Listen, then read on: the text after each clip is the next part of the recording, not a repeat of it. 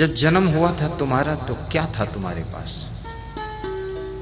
1.5-2 kilo का शरीर मिला था, वही लेकर पैदा हुए थे। वो भी शरीर मां के रक्त और मांस से निर्मित हुआ था, तुम्हारा नहीं था।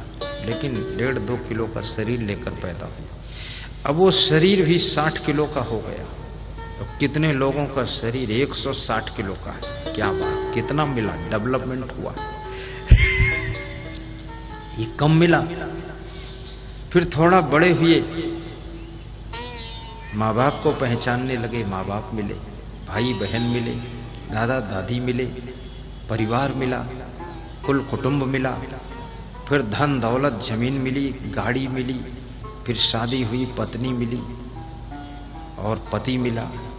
शादी के नाम पर लड़के और लड़कियां बहुत खुश होते हैं कि अब जिंदगी का आखिरी रिजल्ट आने वाला है। बहुत खुश होते हैं, अब मैं पति बन जाऊंगा। लड़की सोचती मैं पत्नी बन जाऊंगी। और लड़की बहुत आस लेकर ससुराल जाती है। उसको जितना गहना पहनाओ, कपड़ा पहनाओ, सब पहन लेती है। चूड़ी ऊड़ी, पायल, बिछिया, नथुनी, गले का हार, कान में कुंडल, जितने अंग हैं सब में सब सोना चांदी लाद दिया जाता है। और वो ससुराल जाती है, चलती है, पायल बजती है, छुम छुम की आवाज होती है। दुल्हन भी खुश है, दूल्हा भी खुश है, सास ससुर भी खुश हैं कि झुम झुमका गिरा रे पटना की बाजार में।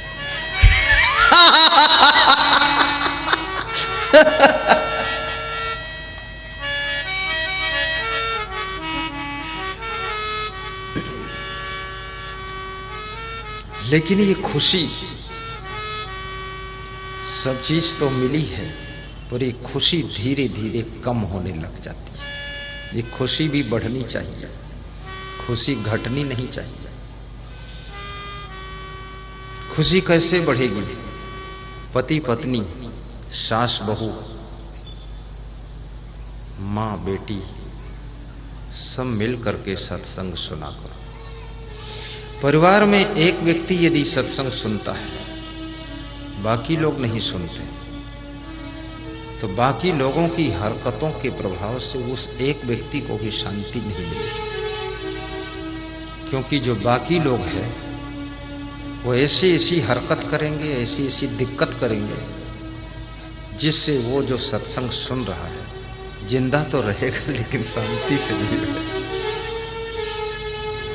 इसलिए रामायण कहती है कि हम सेवक परिवार समेता, नाथ न सकचो आयस देता। परिवार सहित प्रवचन में बेटे को भी बिठाइए, बेटी को भी बिठाइए, नाती पोता को भी बिठाइए, दादा दादी को भी प्रवचन सुनाइए। ये मत सोचिए कि दादा दादी की बहुत उम्र हो गई, जिंदगी निकल गई, अब कोई मतलब नहीं है। उन्हीं से ज्यादा मतलब है, क्योंकि दादा दादी जो 70 साल के ऊपर हैं, घर संवारने में, घर बिगाड़ने में उनका बहुत बड़ा योगदान रहता है। दादा दादी का, बूढ़े सास ससुर, अरे पूरा एटम बम होते हैं। तुम महाशिवरात्रि में बोलते हो बम बम, और वो बोलते हैं एटम बम। इन बूढ़ों को भी संभालना जरूरी है, ताकि ये लोग बहुओं से प्रेम करें, सभी बेटों पर कृपा रखें, अपने पोतों पर दया रखें। और खाट पर पड़ा हो व्यक्ति, उठ न पाता,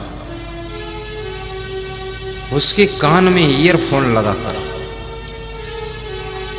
उसके खाट के पास में छोटा साउंड रख करके, स्पीकर रख करके उसको प्रवचन सुनाइए।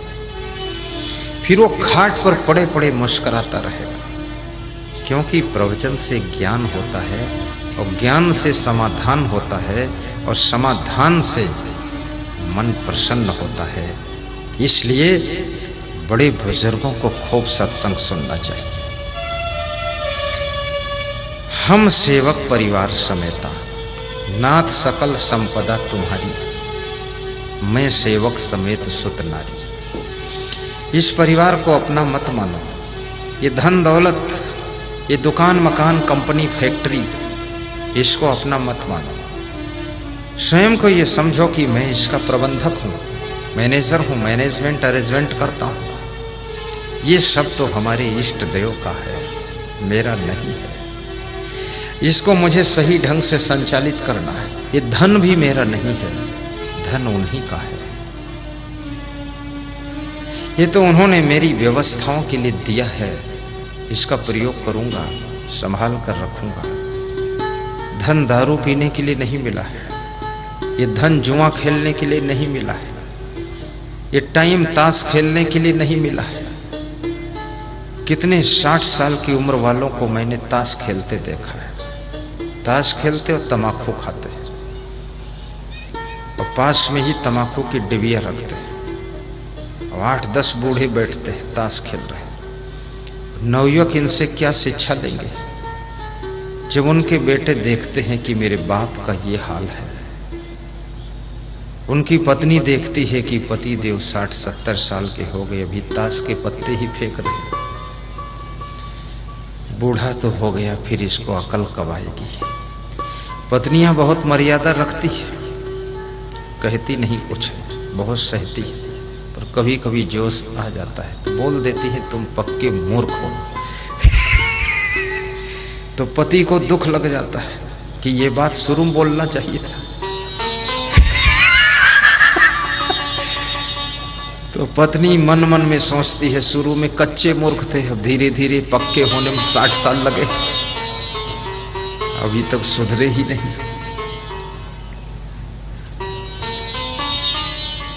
कोई नशा व्यसन मत करो। जो तुम्हारी पत्नी बनी है बहुत आस लेकर आई है मायका छोड़कर कि मैं ससुराल जा रही हूं।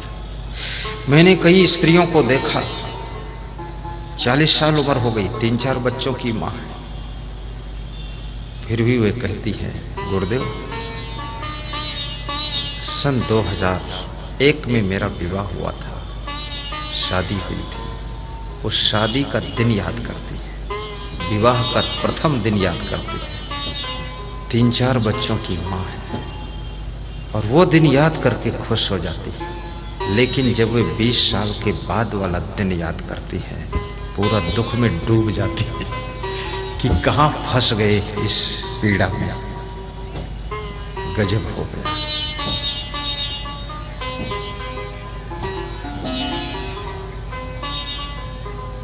साहिब बंदगी बोली,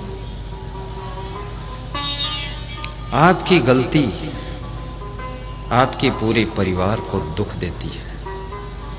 परिवार का एक सदस्य भूल करता है लेकिन उसकी भूल को पूरा परिवार भोगता है। बड़ों की जब गलत कलम चलती है तो सैकड़ों की गर्दनें कलम हो जाती है और बड़ों का एक कदम जब सही पड़ता है तो करोड़ों के कदम सही राह पर चल पड़ते हैं। इसलिए मैं निवेदन करूंगा, आप कोई साधारण नहीं हो। आप अपने को बेकार मत समझिए। आप ये मत सोचिए कि मैं कुछ नहीं हूं। नहीं, आप बहुत कुछ हो। आप ही तो सब कुछ हो। आप ही तो संसार हो, आप ही तो दुनिया हो, आप ही तो घर हो, आप ही तो शहर हो और आप ही तो दुनिया की लहर हो।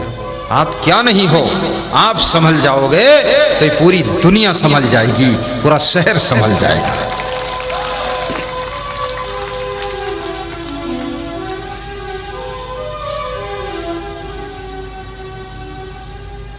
जब किसी व्यक्ति का विवाह होता है तो जो स्त्री का पति बनता है, पत्नी को पता नहीं, पति को पता है कितनी खुशी होती है, बहुत खुश होता है। लेकिन धीरे धीरे वर्ष बीतता है, खुशी कम हो जाती है। बच्चों का जन्म होता और खुशी कम होती है। 10 साल के बाद ऐसी दशा हो जाती है कि जिंदा में ही 10वां करने लायक हो जाते हैं।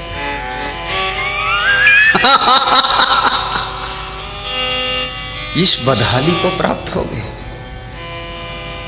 इस घर को स्वर्ग बनाने की जिम्मेदारी आपकी है।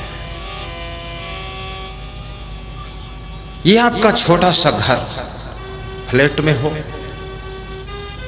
चाहे ग्राउंड फ्लोर में हो और चाहे गांव में हो, आपका घर है। और वो घर कैसे स्वर्ग बनेगा? 4 काम करना पड़ेगा। दान प्रसंगो मधुरा च वाणी देवार्चनम ब्राह्मण तर्पणश्च। दान करना सीखो। अभी एक सज्जन आए थे, हमारा निवास जहां पर है, मुझे नाम नहीं मालूम कहां निवास है, कोई बता सकता? लापता। तो उन्होंने एक पॉलीथीन में कुछ दक्षिणा दिया। बोले रोज गुरु का ध्यान करता हूं, गुरु की पूजा करता हूं और रोज श्रद्धा अनुसार दक्षिणा रखता हूं। आज दर्शन करने आया तो आपकी जमा हुई दक्षिणा भी ले आया हूं। ये संभालो, अपना धन दौलत परमार्थ में लगा देना। उस व्यक्ति को खुशी है। आपका थोड़ा सा धन धर्म के कार्यों में भी लगना चाहिए। आपका शरीर धर्म के कार्यों की दौड़ धूप में लगना चाहिए। आपका मन धार्मिक कार्यों के मनन चिंतन में लगना चाहिए और आपकी वाणी धर्म के प्रचार में लगनी चाहिए। अभी एक यहाँ कथाकार बैठे थे, कह रहे थे कभी आध्यात्मिक क्षेत्र में मेरी सेवा की जरूरत पड़े, गुरुदेव याद करना, वाणी से आपकी सेवा करूंगा। मधुरा च वाणी, और जिसकी वाणी मधुर है उसके घर में स्वर्ग बनता है। कितने घरों में सासू बहुओं में ऐसा रिश्ता है जैसे सांप और न्योला में रिश्ता है। दोनों एक दूसरे को देखते ही फुफकारती है। दोनों के बीच में ससुर और पति की दुर्दशा है। वो दोनों फुफकार कर डसती हैं तो अपने बहू तो ससुर को डस लेती है और सासू अपने पति को डस लेती है और दोनों का जहर वो बूढ़ा आदमी सब पचा ले जाता है।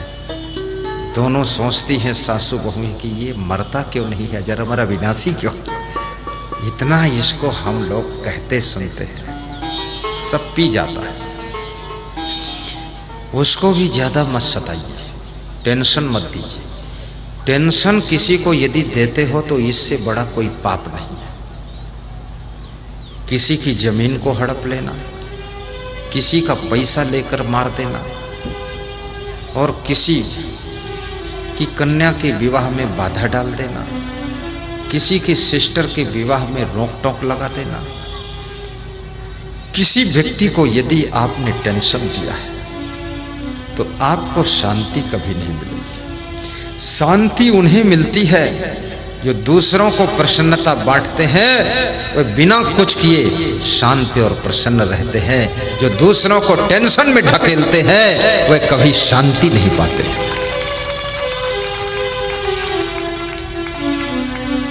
साहिब बंदगी बोलिए। श्री चवन ब्रांड के जीवन में जरूरत के वृहद पिछले 5 वर्षों में लगातार अपनी बेहतरीन औषधियों के द्वारा 1 लाख से अधिक लोग जो दर्द से बेचैन थे, उनका घुटना दर्द, कमर दर्द, जोड़ों के दर्द को ठीक किया है। आगे हमारा यह प्रयास अनवरत जारी है।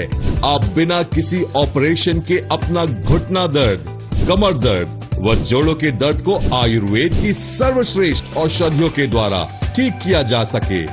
इसलिए आज ही आप अपने किसी भी प्रकार के घुटने दर्द को ठीक करने के लिए श्री चवन आयुर्वेद की औषधियों को अपने घर पर होम डिलीवरी के लिए संपर्क करें।